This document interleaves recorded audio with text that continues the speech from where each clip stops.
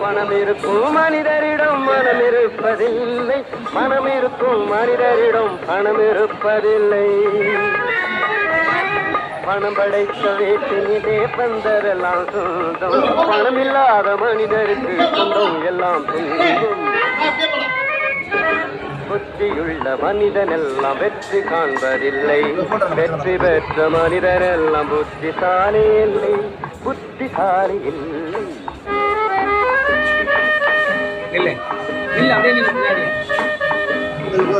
நல்லா நிலுப்பா பின்னாடிய